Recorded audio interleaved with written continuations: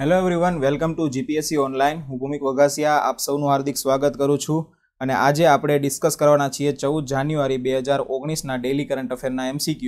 તો આપણે વચ્ચે જે સિરીઝ મિસ કરેલી હતી 14, 15 અને 16 તારીખના વિડીયોઝને ચેનલ ઉપર પોસ્ટ કરવામાં નહોતા આવ્યા, તો એનો પહેલો વિડીયો લઈને આપણે આવી ગયા છીએ। તો પૂરો વિડીયો ધ્યાનથી જુઓ અને આ વિડીયો લેક્ચરની PDF ફાઇલ મેળવવા માટે તમારા ફેસબુક એપની અંદર જઈને ભૂમિક વગાસિયા સર્ચ મારશો, સર્ચ બારની અંદર એટલે તમને આ પેજ બતાવશે આવા DP વાળું।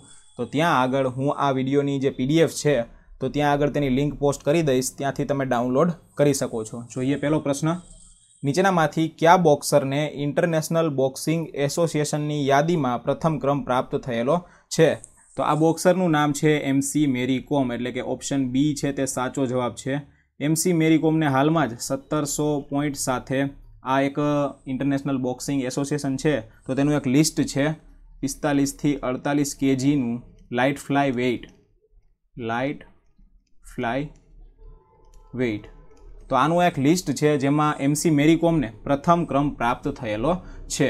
હવે હાલમાં જ MC મેરી કોમે લગભગ 1 મહિના પહેલાં MC મેરી કોમે વર્લ્ડ બોક્સિંગ ચેમ્પિયનશિપ છે તેનો 6થો ખિતાબ પોતે વર્લ્ડ કપ જીતેલો છે અને આ પ્રકારના પ્રથમ મહિલા બોક્સર બની ગયા છે MC મેરી કોમ કે જેણે 6 વર્લ્ડ કપ બોક્સિંગને લઈને જીત્યા હોય।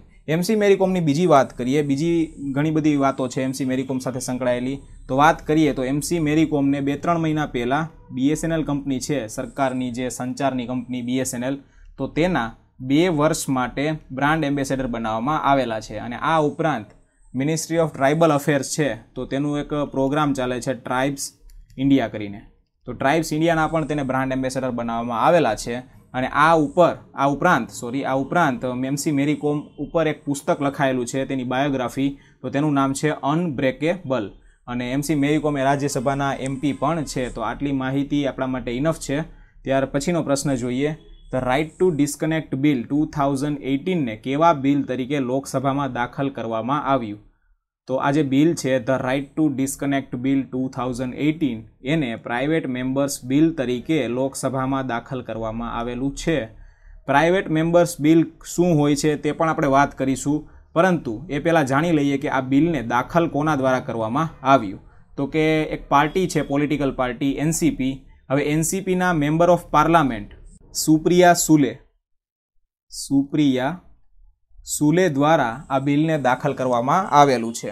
હવે આ બિલ કોને લગતું બિલ છે? તો કે એવા વ્યક્તિઓ અને ખાસ કરીને સર્વિસ સેક્ટરની અંદર જે કર્મચારીઓ કામ કરે છે તો એના ઓફિસ અવર્સ પછી તેના ઉપર કોઈ કામ સોંપવામાં ન આવે તો તેનો હક દેવડાવતું આ બિલ છે। એટલે કે આપણે સર્વિસ સેક્ટરની અંદર જાણીએ છીએ કોઈ વ્હાઇટ કોલર જોબ હોય, ઓફિસની અંદર બેસીને કરવા પડતું વર્ક હોય, તો ક્યારેક એવી જોબમાં વધારે કામ આવી જતું હોય છે તો તેના બોસ કેવું કરે આ કર્મચારીઓ ઉપર કે ભાઈ એના ઓફિસ અવર પતી જાય પછી ઘરે પણ કામ આપી દે છે અને આ બધું જે કોમ્પ્યુટરથી થઈ શકતું હોય એવું કામ આવા કર્મચારીઓને ઘરે બેસીને પણ આપવામાં આવતું હોય છે। હવે તેમાં ઘણીવાર એવું થાય કે કર્મચારીઓને પૂરતું કમ્પેન્સેશન આપવામાં આવે અને ન પણ આપવામાં આવે। હવે આ બિલને એટલા માટે લાવવામાં આવેલું છે કે એક સ્ટડી મુજબ એવું જાણવા મળ્યું કે આ પ્રકારનું એક્સ્ટ્રા કામ કરવાથી આવા કર્મચારીઓની જે પર્સનલ લાઈફ છે તે ડિસ્ટર્બ થઈ શકે છે। એટલે પર્સનલ લાઈફ અને પ્રોફેશનલ લાઈફમાં બેલેન્સ બનાવી રાખવા માટે આ બિલને દાખલ કરવામાં આવેલું છે। અને આ બિલમાં એક કમિટીની જોગવાઈ, એક ઓથોરિટીની જોગવાઈ પણ કરવામાં આવેલી છે।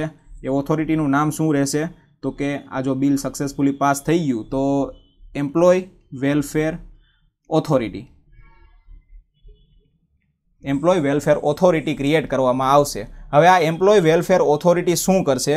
તો કે ઓફિસ અવર પછી જે કર્મચારીઓ ઉપર કામ સોંપવામાં આવે છે બોસ દ્વારા તો તેનાથી તેની પર્સનલ લાઈફ ઉપર કેવી પ્રતિકૂળ અસરો પડે છે તો તેને લઈને રિપોર્ટ પબ્લિશ કરવાનું કાર્ય આ ઓથોરિટી કરશે।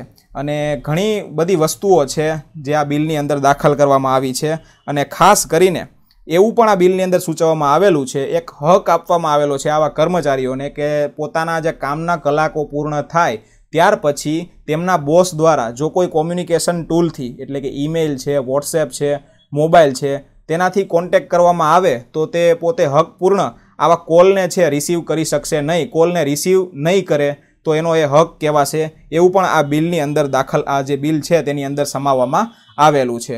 આ કરવું જરૂરી હતું કેમ કે અત્યારે જોઈએ તો ઓલવેઝ ઓન કલ્ચર, આ બધા જેવી આપણે कोईपण मोबाइल कंपनी लई लो तो मोबाइल कंपनीनुं कस्टमर केर होय, तमे रात्रे 12 वागे 2 वागे गमे त्यारे फोन करो तो तेना कर्मचारीओ फोन उपाड़वा माटे हाजर ज हशे। तो एने ऑलवेज ऑन कल्चर कहेवाय। ऑलवेज ऑन कल्चरनी घणी प्रतिकूल असरो तेनी उपर पड़े छे।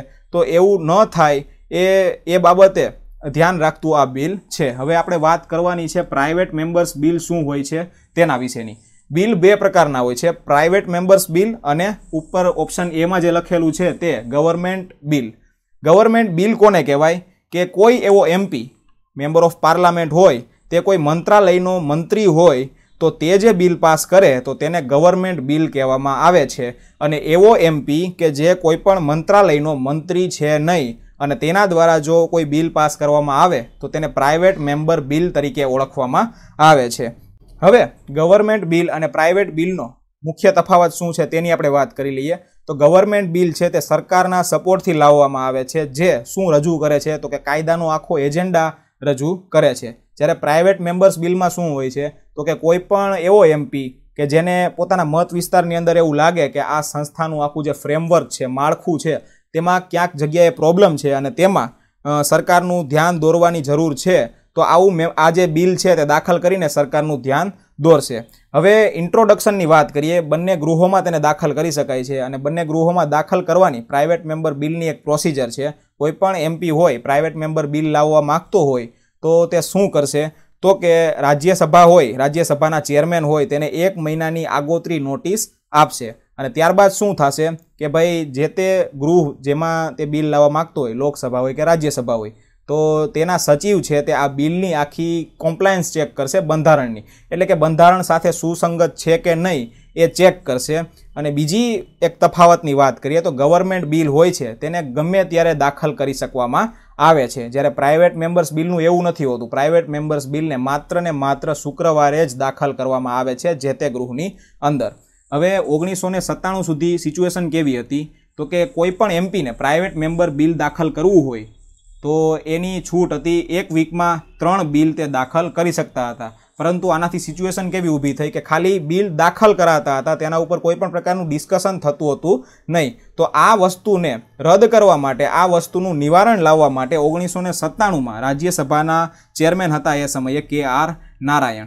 हवे के.आर. नारायणे एक लिमिट बांधी दीधी के कोईपण सीजन चालू हशे, शियाळु उनाळु के चोमासु गमे एटली सीजन गमे त्यारे चालू होय तो त्यारे एक सीजन दरमियान कोईपण प्राइवेट मेम्बर छे, आ एमपी छे जे मंत्रालयनो मंत्री नथी, तो ते एक सीजन में मात्र 3 बिल ज दाखल करी शकशे। आ प्रकारनी लिमिट सेट करी नाखवामां आवी। तो आटली माहिती ए आपणा माटे इनफ छे। त्यार पछीनो प्रश्न जोईशुं, प्रधानमंत्री मुद्रा योजनामां केटला प्रकारनी लोन आपवामां आवे छे?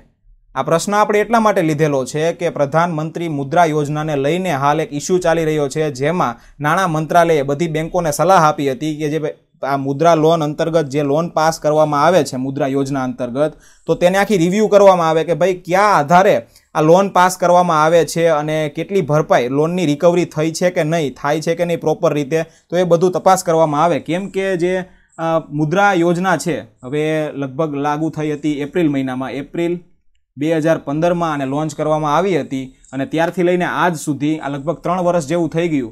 हवे एनपीए छे ते 11,000 करोड़ने एनपीए नॉन परफॉर्मिंग एसेट्स छे ते 11,000 करोड़ने आंबी गयेलो छे। एटले नाणां मंत्रालये बधी बेंकोने सूचना आपी हती के बधी आ प्रोसेस छे तेने रिव्यू करे। आ प्रश्ननो आपणे जवाब मेळवीए तो मुद्रा योजनामां कुल 3 केटेगरीमां लोन आपवामां आवे छे। त्रणेय केटेगरीना नाम आपणे अहींया लखी लेशुं। एक छे शिशु केटेगरी, बीजी छे किशोर केटेगरी અને ત્રીજી છે તરુણ કેટેગરી। શિશુ કેટેગરીમાં વધુમાં વધુ 50,000ની લોન આપવામાં આવશે, જ્યારે કિશોર કેટેગરીની વાત કરીએ તો તેમાં 50,001 રૂપિયાથી લઈને 5 લાખ રૂપિયા સુધીની લોન આપવામાં આવશે અને તરુણ કેટેગરીની વાત કરીએ તો 5,01 રૂપિયાથી લઈને 10 લાખ રૂપિયા સુધીની લોન આપવામાં આવશે। આ યોજનાને શું કામ લાવવામાં આવી હતી તો કે એવા નાના લેણદારો, એવા નાના લોન લેનારોને कोईपण प्रकारनी तकलीफ ना पड़े अने कोई वस्तु गिरवे राखवी न पड़े, तो ए माटे अने तेना बिजनेसने पण हेल्पफुल थई शके। कोई एवा नाना उद्योग साहसिको होय के तेनी पासे अत्यारे पैसा छे नहीं परंतु बिजनेसनो आइडिया छे, तो हवे एवाओने फाइनांस करवा माटे आ प्रकारनी मुद्रा योजना छे ते एप्रिल 2015 में लॉन्च करवामां आवी हती अने लॉन्च थई त्यारे तेनुं कुल भंडोळ हतुं 20,000 करोड़नुं। 20,000 करोड़ना बजेट साथे तेने लोन जे छे આ યોજના છે તેને શરૂ કરવામાં આવી હતી। હવે આ યોજના અંતર્ગત તમે જે તે બેંક પાસેથી જઈને એપ્લિકેશન કરી શકો છો લોન માટેની, પરંતુ શરત એ છે કે તમે કોઈ પણ બેંકમાં જાઓ છો તો તે બેંક અથવા તો માઇક્રો ફાઇનાન્સ ઇન્સ્ટિટ્યુશન તે મુદ્રા સ્કીમના મેમ્બર હોવા જોઈએ।